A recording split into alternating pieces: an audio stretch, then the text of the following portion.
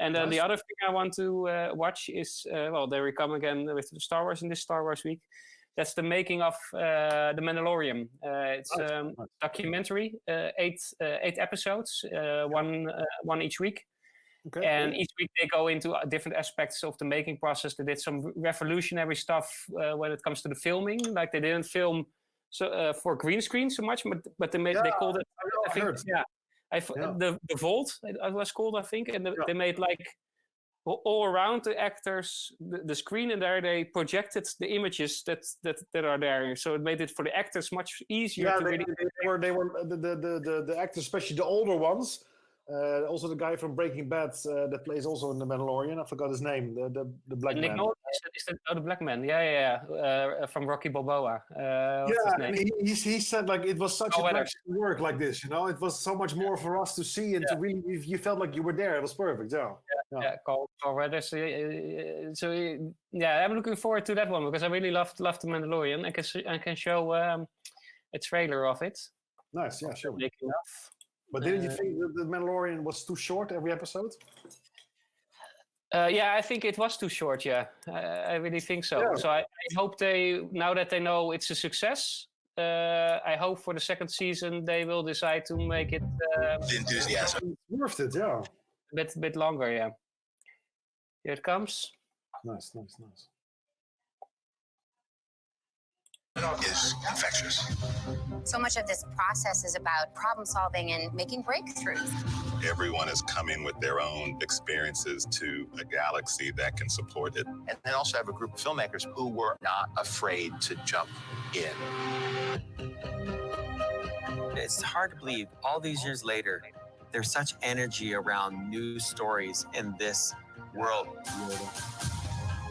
The volume put me back in a set as if it was built. The outside is all video walls, and the top is a video wall. That was, for me, one of the most rewarding experiences as someone who just loves Star Wars. It was like one of the weirdest and best things that ever happened with Werner. He was acting against the baby, and he started directing the baby directly. I'm trying to direct Werner, who's now directing the puppet. He was telling us we needed to commit to the magic, make them use the puppet. IG-11 was like IG-88. They built him out of parts of the old Cantina set from A New Hope. We, as children, like that's the coolest assassin robot. It was bolted to the floor. We're trying to draw from all over Star Wars. Action. Taika Waititi. Sometimes I think it's just like anything in any different scene. You just have energy, and you can see that in the physicality. You can see that in the acting.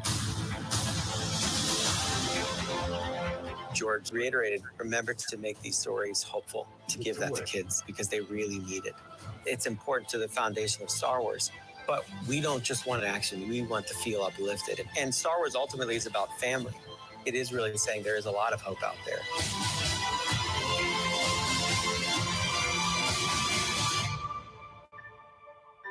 Nice. Yeah, the guy with the hat that you saw. Mm-hmm. Do you know who he is? No. That's Dave Filoni.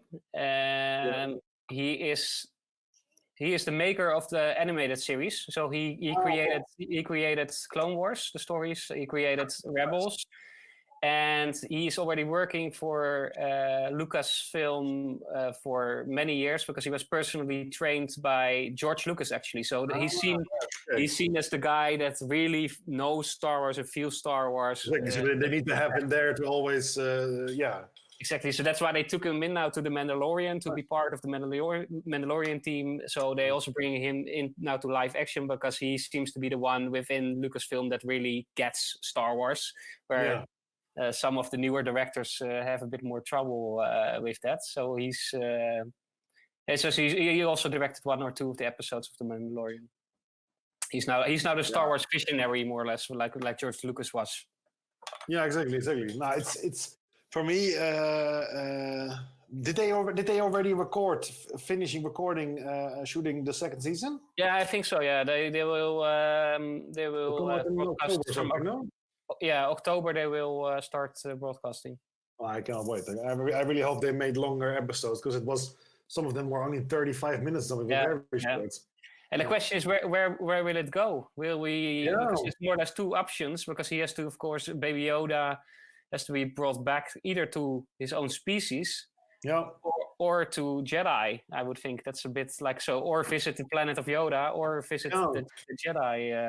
Is there a planet of Yoda? There's not really familiar, no? That will be something new, because that's always Yoda was always the only creature who we never knew what kind of species it is, where he comes from, and apparently George Lucas wanted to keep that also secret without answers. So that would be a bit surprising if they would do that, but it would be fun. Yeah, it's for me. It was the soundtrack was very good of the show. It looked very good. Everything. The episodes were way too short. Also, that means that some episodes the script was a bit. It didn't go deep enough. Sometimes you felt. No, true. It felt sometimes it felt a bit like a filler episode. Yeah, a bit flat, a bit like I also wondered, like, why would what's the name of the actor, the main actor? Pedro Pascal.